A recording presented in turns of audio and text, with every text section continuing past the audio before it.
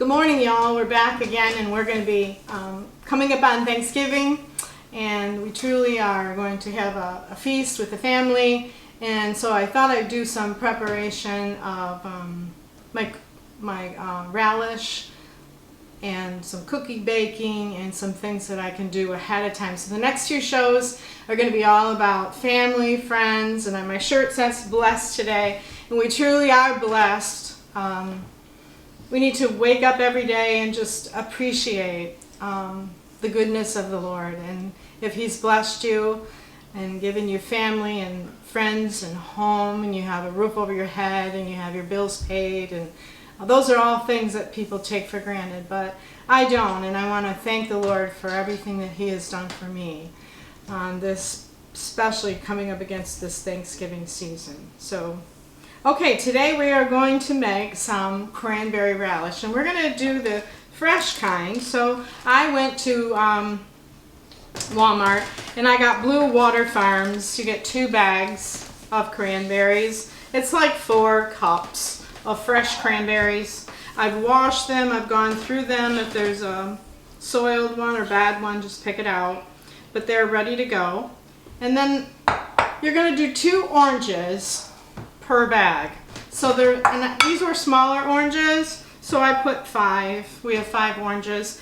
Cut off the white. I am going to scrape some of the rind in at the end, and I'll show you that to garnish, which gives that pungent flavor.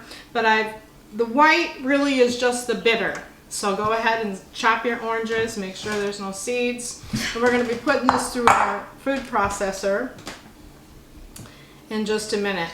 And you can cook this as well. This is cranberry relish that can be cooked on the stove. You put your 1 cup of sugar in, and you can cook it down for 5 minutes. You boil it, and you can serve it like that too. My family particularly like this kind of relish. You can eat it on crackers. Of course, it's good with hams and turkeys and all kinds of things like that. I love it for breakfast with my toast.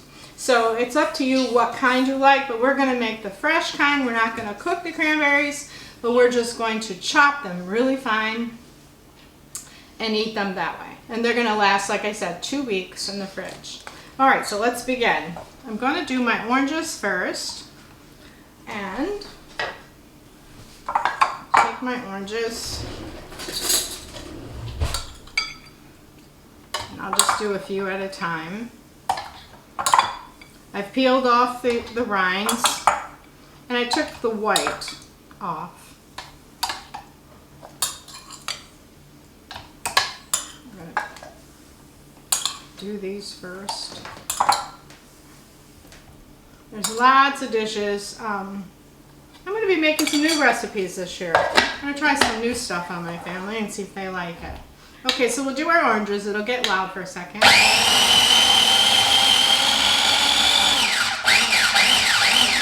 Okay, basically you gave them a rough chop, and you don't use as much sugar when you do the fresh kind like this, because of course your oranges are sugar. So next we're going to add our cranberries. It's 2 bags, which is probably like 4 to 5 cups, okay? And I put 5 oranges. So we're going to give these a rough chop. Really easy, simple to do.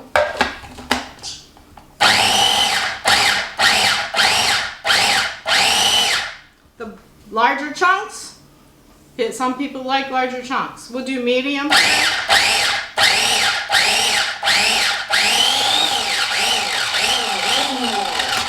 Okay, it's a medium-sized chunk that we have. How many of you ever gone to Frankenmuth?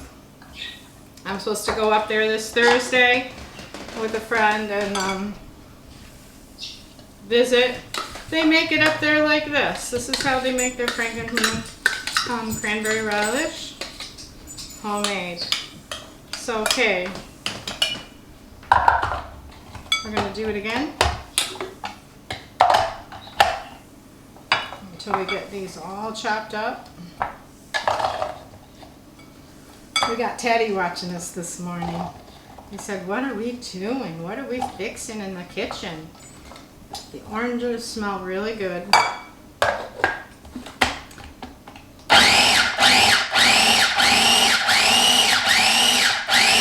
You can get fresh cranberries at any supermarket. Right now. Don't let it intimidate you. And a lot of people are intimidated by making their fresh cranberry sauce, but you don't have to do that because you don't have to buy it out of the can and just open it. How many buy that cranberry relish out of the can? It's good too, but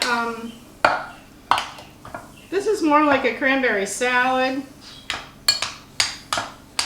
And once you want to make this ahead of time, because after a few days, it's even going to get that much better, okay? And you are going to add some sugar for a little sweetness.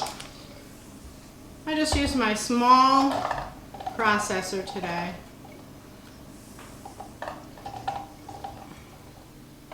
Okay, this will be the last of those.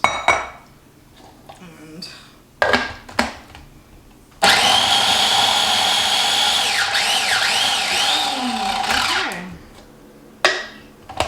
I'm going to go up to Frankenmuth hopefully and have that nice Frankenmuth dinner with a friend. And I always bring back some of their baked goods and fried chicken to snack on. Okay, so we have that completed. And basically that's what our relish is going to look like. Let me show you. Now the recipe, I have a pomegranate in there too, and I'm real tempted to put that in here today. Grind it up and get that flavor going too. I think I might add some of that to this. I don't know.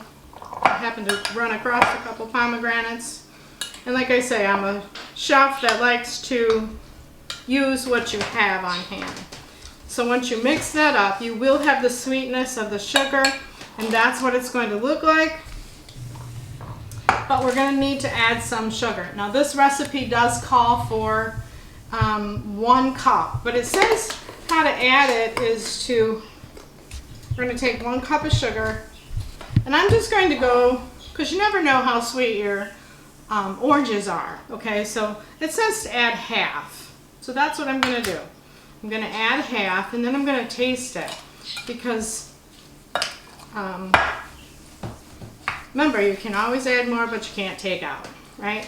So, all right, so we're getting down to where this is going to be setting up in the fridge.